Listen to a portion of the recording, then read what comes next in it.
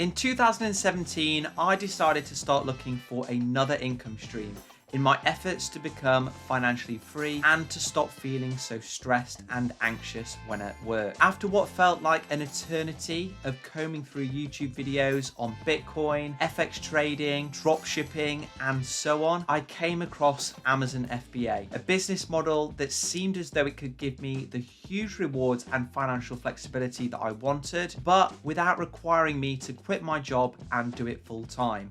It was the exact side hustle that I had been looking for. Following a few months of deliberating and making no progress whatsoever, I finally got my Amazon journey on the road in May 2018. And since then, I've continued to stay committed to my goals and my dream of being a business owner. And thanks to that, I've successfully built a 7-figure business that I still run in my spare time. That's right, thanks to the power of Amazon FBA, I run a 7-figure business as a side hustle, all pretty much off my phone. If you're not familiar with Amazon FBA, then in a nutshell, it's where you send products that you want to sell directly to Amazon's warehouse. They'll then appear on Amazon's website, and then when a customer makes a purchase, Amazon will pick, pack and post the product directly to the customer on your behalf, and then deposit the funds into your bank account, all done pretty seamlessly. As it's now pretty much 4 years to the day that I started to take Amazon FBA seriously and start building my own business, I thought I'd share the key points of my journey with you guys so that you can see just how rapidly an Amazon FBA business can grow, especially when you know what you're doing. And I'll also include some important lessons that I've picked up along the way that will hopefully give you the motivation to get started today if you're still on the fence. If I can build a 7-figure business with no prior experience and being the bottom of the class in anything creative at school, then I promise you'll have no issues at all. So let's go back to the beginning of my journey. In May 2018, after deciding that I was going to start Amazon FBA and making a Facebook post that announced my bid to make it big in the Amazon and YouTube world, I started to search for a product to sell with Amazon FBA. Like everybody else, I found the process of product research pretty tough and very boring.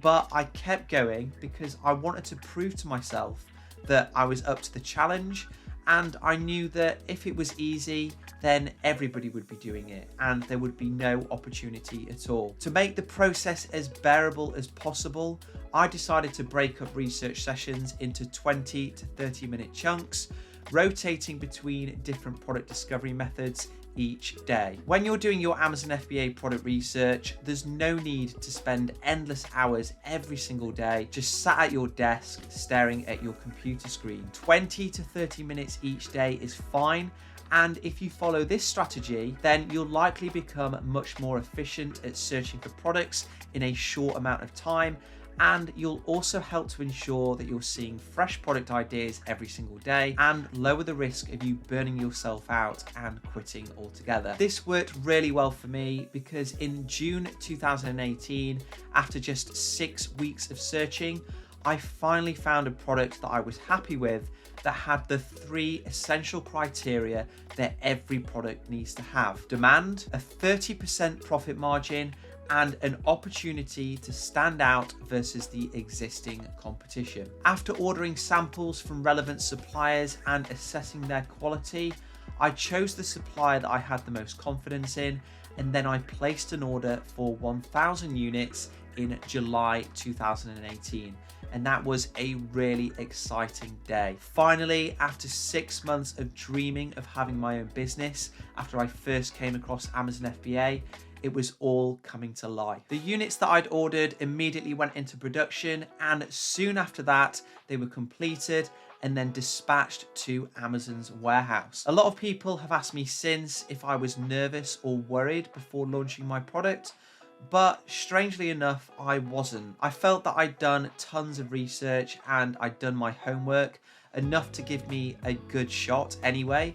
And I thought, well, if it doesn't succeed as well as I want it to, then at least I know that I've given it my all and I will at least be able to recover what I initially invested. But thankfully, all the research that I did do, it paid off, because after just one day of my product landing at the Amazon warehouse, which was in August 2018, I started to get sales from random shoppers on Amazon's website. Here's a picture of my first week of sales, where each orange bar is the amount of revenue that I was making from complete strangers all across the country. With Amazon FBA, it's such an amazing feeling to know that complete strangers are logging on to Amazon and buying your product because they think it's better than anything else that they've seen. And when it happened to me in my first week and I started getting those sales, I was over the moon. But things were about to get even better.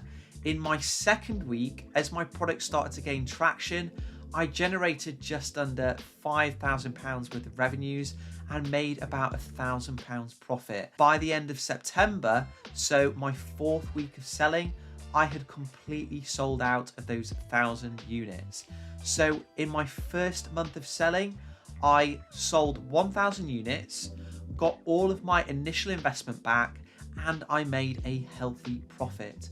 I was absolutely hooked. So I immediately placed another order, and after 4 weeks of patiently waiting, I was back selling, with my product continuing to fly off the shelves. By the end of the year, so after around 2 active selling months, I generated over £40,000 in revenues and made £15,000 profit, with £30,000 of those revenues all being made in December alone. To be able to achieve all of that in the spare time that I had whenever I finished work and at the weekends was honestly mind-blowing. And now that I'd got a taste of what it was like to be successful with Amazon FBA, I was completely determined to keep growing and growing. And in February 2019, after 6 months of becoming completely addicted to selling with Amazon FBA, I launched my second product, which was under another brand that I thought of. And I managed to grow that one even quicker than my first. By Christmas 2019, just after over a year of selling, I generated over £70,000 of revenues in a 30-day period. So these results here were from just selling 2 standard household products on Amazon that weren't groundbreaking, and they were available from other sellers. It was just that I'd made my branding and my product offer a lot better than the competition, which essentially made shoppers determined to buy from me instead of anybody else. Unfortunately, at the start of 2020, as the pandemic hit, my business's sales and its profitability were negatively impacted. And that was due to my supplier's factory closing, shipping costs going up, and demand for one of my products drying up because of lockdown restrictions. But rather than getting demotivated, giving up, and then letting my business die, I put my problem-solving hat on and I found additional products to sell that I thought would be in high demand because of more people being at home. And that positive mindset and that determination, it all helped me to recover some of the sales that I'd lost from the beginning of the year because of the pandemic. 2020 was certainly a tough year to be an Amazon seller, but as I'd already had a taste of success, I absolutely refused to give up, and I saw the challenge as a test for how much I really wanted to grow to become a 6 or even 7-figure seller. Whilst 2020 really did test me when it came to Amazon FBA, I did have the pleasure of being invited onto the BBC for an interview about my Amazon FBA business. And that was a really great experience and something that I'd never have been able to do had I not started at Amazon FBA at all. 2021 though is where my hard work started to pay off and where I was really able to scale my Amazon FBA business as a result of me launching additional products throughout 2020 and building a really good relationship with one of my suppliers who basically started to offer me exclusive products, which gave me the ability to stand out from all of the competition. By the middle of 2021, I wasn't actually spending a great deal of time working on my Amazon business, probably around 3 to 4 hours a week, and that was simply because there just wasn't a need. So this again is where I realized the power of having a profitable Amazon FBA business, and that made me more determined and just made me refuse to ever accept failure as an option. In July 2021, so halfway through the year, I was approached by an investor who wanted to buy my Amazon business. And whilst the figure that was proposed to me was of course really attractive, it still wasn't anywhere near the size of what I felt that I had the potential to achieve. What I learned from that initial phone conversation with the investor and from reading up on it since is the following. Huge investors are increasingly paying more and more attention to good Amazon FBA businesses that they can go on to acquire, and this is due to the large amount of cash that they generate and how scalable they can be with relatively little effort. A lot of people overlook the fact that you can sell an Amazon FBA business when they're considering Amazon FBA in general, and they shouldn't. There have been plenty of articles on people selling their businesses to investors for millions, and this is because investors are prepared to pay up to 10 times your annual profits as long as you've got a good brand. So with Amazon FBA, remember that in addition to the monthly profits that you get from selling your products, you're also building an asset that is very attractive to a growing number of investors, which gives you a nice payday if you ever want to exit. By the end of 2021, my Amazon business had recovered from COVID, with December being a record month where I sold over 6,000 units and generated £90,000 in revenues with a 20% profit margin. Whilst December is typically the busiest month of the year for any Amazon seller, just because everyone's doing their Christmas shopping, I actually managed to beat my December sales in March 2022 when I finally hit 100K in monthly revenues. And actually, and rather surprisingly, I've managed to continue growing that.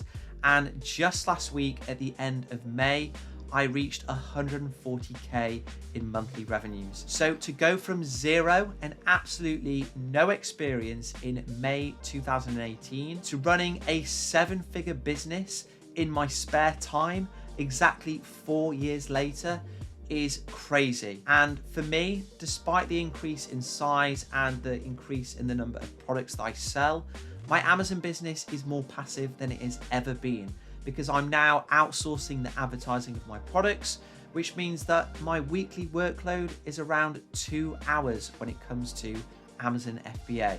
How amazing is that? So for the rest of this year, I plan to carry on launching products using the strategy that I've been following since I first began, and fingers crossed, I'll hit 200K in monthly revenues by the end of the year, which of course I will keep you guys updated with. So that's the story of how I went from zero, both in terms of revenues and experience, to being an owner of a 7-figure business that I still run as a side hustle for fun. The entire journey that I've been on, whilst it hasn't been a walk in the park, it has been hugely rewarding, and it's been fulfilling, if you'll excuse the pun. If you want to learn more about how you can do the exact same with your own Amazon FBA business, then check out my free training below this video, where I run through my exact 5-step strategy that I've repeatedly followed to continue launching successful products time after time. So that's it for this week, guys. Remember to smash the like and subscribe buttons if you want to see more Amazon FBA tips and tricks, and let me know if you have any questions in the comment section below. I'll see you guys next time.